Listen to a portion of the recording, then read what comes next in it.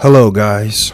It's the Gen Zer, and I'm just here today with a quick fireside chat after watching the political debate for the presidential election, for the 2024 presidential election. And my biggest takeaway is I'm just so disappointed. I'm so disillusioned with the state of our country as it currently stands.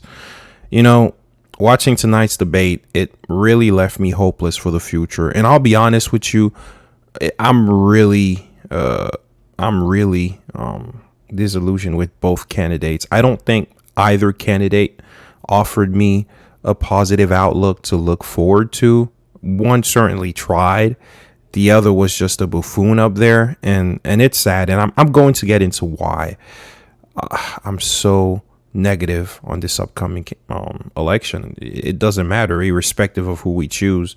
We're really choosing between a turd sandwich, a giant turd sandwich, or I'm sorry, we're choosing between a turd sandwich and a giant douche, a la South Park. I got to get it right.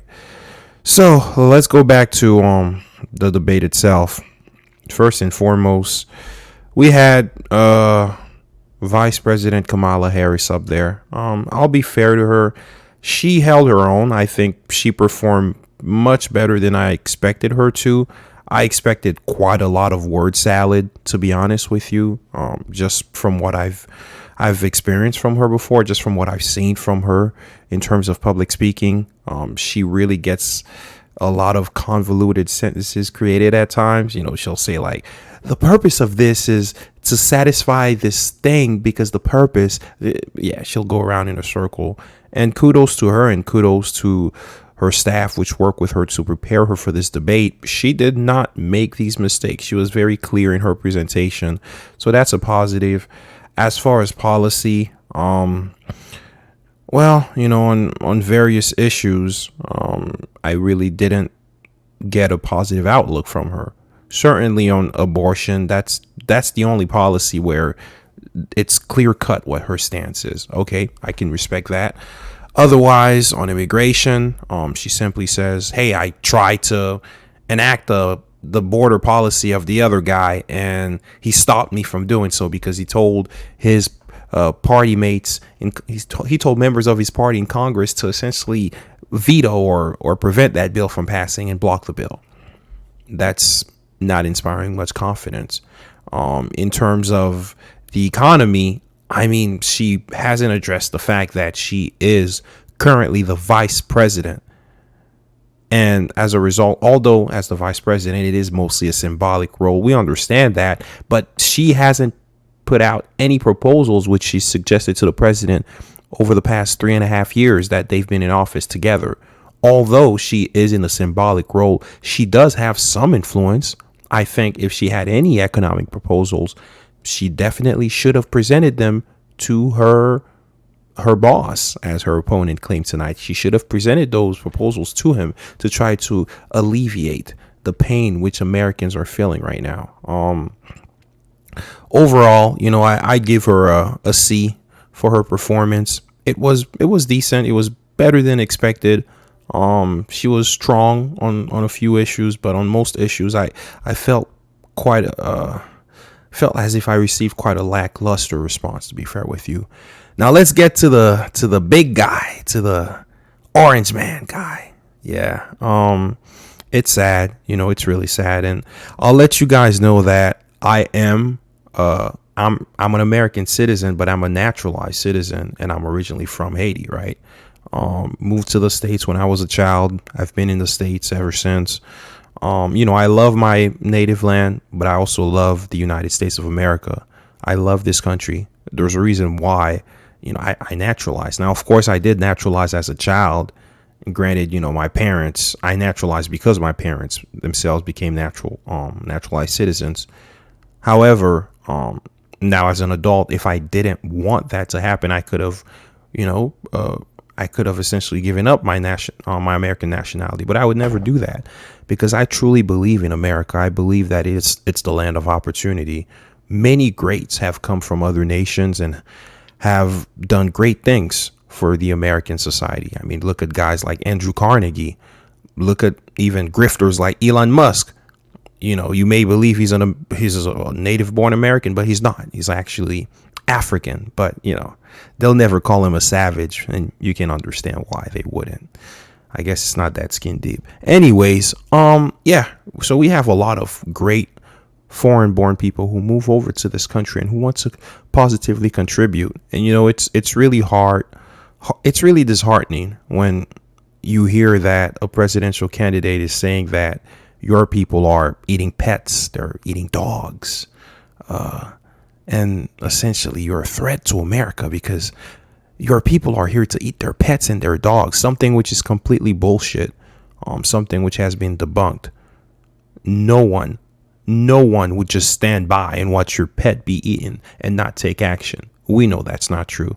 However, the former president had no issue saying that, hey, in Springfield, Ohio, they're eating the pets, they're eating the dogs. He's a piece of shit for that, and of course he's already made the comment in years prior that Haiti was a shithole. So it doesn't surprise me that he and his white, I will say, nationalist buddies, of course for YouTube purposes, I got to make sure that I don't get demonetized or struck down for any reasons. But yeah, him and his snow gnats buddies, they feed off of that. That's fodder for them. They really want that. They really love that. And it's sad. It's sad that this is what our country has come to. It's really sad. Our former president, I mean, he's not just any presidential candidate. He's a former president. He's trying to be the first president to serve multiple terms, non-consecutively the second president after Grover Cleveland and the first in the modern era for sure. So you would think that this man would have some sort of decorum about him. But of course, he has no problem saying that people are, over there in Springfield, Ohio, eating cats, some racist bullshit conspiracy theory, which the right wing started for apparently no reason at all. And what's funny? The funny thing is I was actually considering voting for the Republican Party for the first time in my life. I was thinking, are they presenting a better economic platform? I at least try to listen to their economic platform, try to see how that would help myself and other Americans who are struggling in this economy. But instead, Trump and his vice presidential pick, J.D. Vance, who I think, by the way, is one of the worst vice presidential picks ever, they decided to lean into the conspiracy with the snow nationalists in order to appease them, in order to give them that fodder of Rossism, so they could have their good old Rossism to hang on to. Because imagine, we have people, not just people, we have business owners and CEOs from companies in Springfield, Ohio themselves, stating how the Haitian communities, it's contributing to their communities. And I'll show you guys a brief video of that. So yeah, you see, the Haitian communities, it's contributing to the economy of Springfield, Ohio, which, if I'm not mistaken, is located in the Rust Belt. Lots of reports have stated that the town actually lost people during the last census, right? At the last census in 2020, they were reported to have approximately 50,000 people. Prior to that, they were at 60,000. I'm sure there's a lot of people who experience drug issues in the town. Unfortunately, I feel sad for them, but that makes them really bad employees. As an employer, you can't rely on that.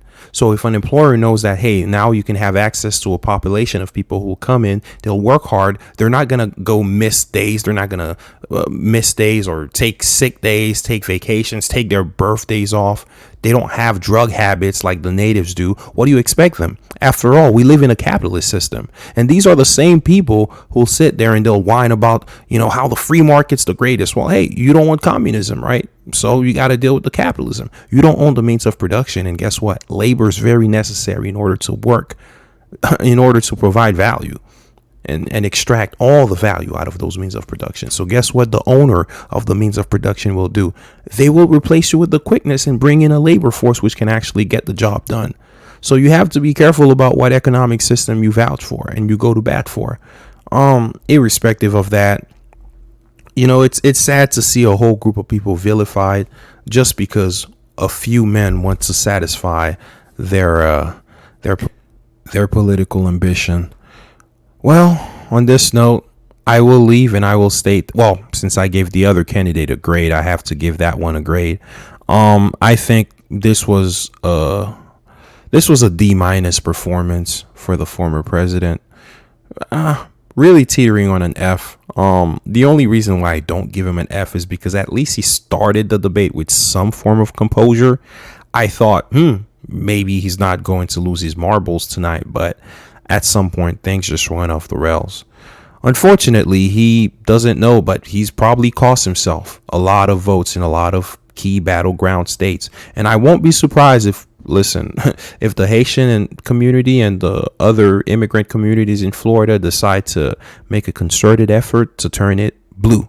Yeah, just because Florida has gone red for these past few election cycles, that does not mean that Florida cannot become a battleground state if need be. Oh, and also I happen to live in a battleground state, not in Florida, but a very highly contested state. And of course, I was thinking of not voting for either of them. But after I was thinking of voting for a third party candidate who actually aligns much more closely with my values and ideals. But after this, I think that, I'll have to buy into the two party political system for now, because if we allow this guy to become president, who knows what else is going to be done. There's going to be actions. There will be actions which will back up their racist behaviors and racist claims. Also, listen, I do not preach for violence, but for all my good people who are different, whether you're an immigrant, whether you're Haitian, whether you're black, whether you're Hispanic, listen, you better protect yourselves. You better practice your Second Amendment right to protect yourself. And that's one thing I will say I wholeheartedly agree with these people on. Practice your Second Amendment right to bear arms and defend yourself, because you never know what these people will do.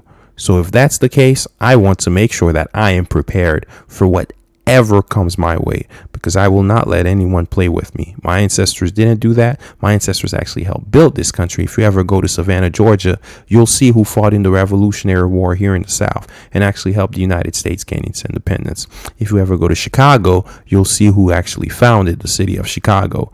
But of course, the snow supremacists are not going to tell you about that. That's not history which they like, right? They like to spout bullshit on Twitter, like Elon, the bitch, of course. But yeah, that's about it. Anywho, it's the Gen Zer, and I'm out. Peace.